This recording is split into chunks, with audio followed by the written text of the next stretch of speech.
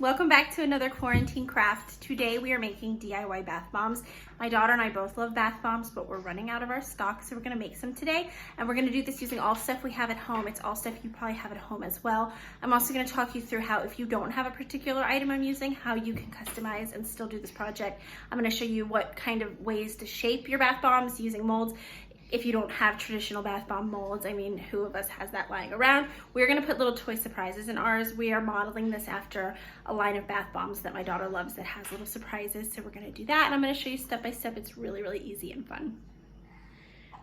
All right, so here's our ingredients. I'm doing a huge batch, so I've actually quadrupled the recipe. I've got 4 cups of baking soda. Baking soda is the #1 thing that you really must have. If you don't have it, maybe consider putting it in your next Instacart or Amazon order.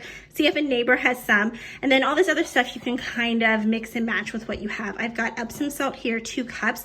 You could use sea salt, you could use kosher salt, table salt probably would be fine. And then I've got 2 cups of citric acid. This is probably the #1 thing that I think most people might not have in their home. If you don't have citric acid, you could put some tablespoons of lemon juice or lime juice. The citric acid gives it that fizzy thing. You know, you could even put a little white vinegar, not too much because you don't want it to smell vinegary, but something like that. If not, you could skip this part. You'll still have a bath bomb, it just won't be fizzy like we're used to.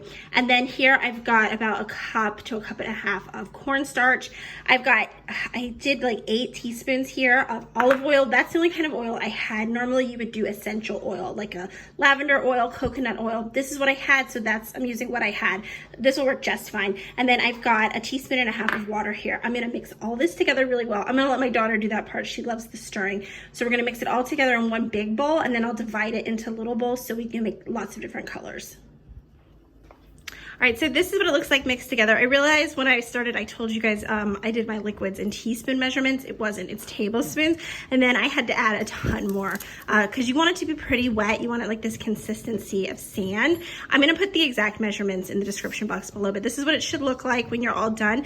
When you pour the liquids into the dry ingredients, it foams a little because of the citric acid. So do that part slowly, really like bit by bit. So now I'm gonna divide it up and start doing colors.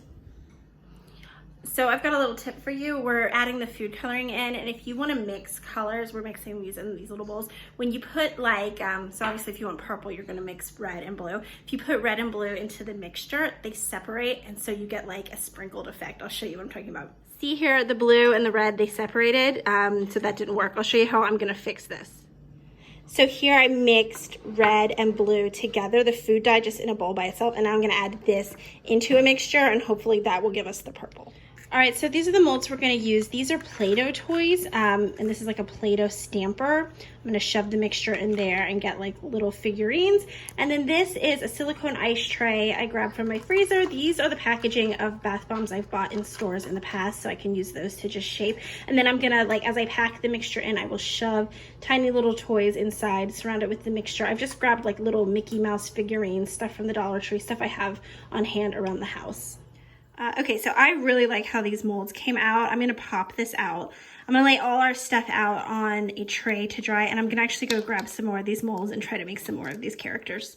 So I just wanted to show you, these are examples of some of the little toys we're putting inside the bath bombs. These are like blind bag Toy Story items I got at the Dollar Tree, stuff like that. I just grabbed what we had and it works. And I also wanted to mention the Epsom salt we're using. It is coconut scented, so we're getting scented bath bombs. If you don't have scented Epsom salt, you might want to add some essential oil, some lavender, even some vanilla extract, orange extract to give it a scent. That's what we've got so far. We've still got a ton more product. We can make more, but you'll see here, I found the light colors made the character shapes, like you could see their features a lot better.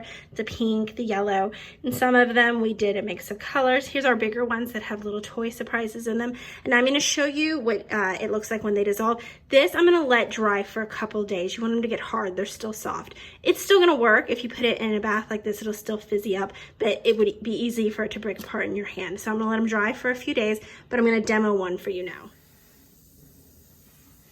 All right, so I've got this here. Here we go. Woo!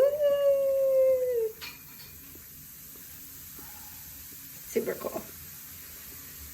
And there's our little toy surprise starting to peek through. That's gonna be really fun to discover in the bath. All right, guys, that was a lot of fun, but I've got a lot of bath bombs now to put away. I hope you liked this. Let me know in the comments if you're gonna try it. My hands have a little food coloring. That's a hazard of this, but still totally worth it. Hit the red subscribe button if you wanna see more videos like this. I'm doing a ton of projects that you can do at home with your kids using items you already have. Thanks so much for watching, guys. I'll see you next time. Bye.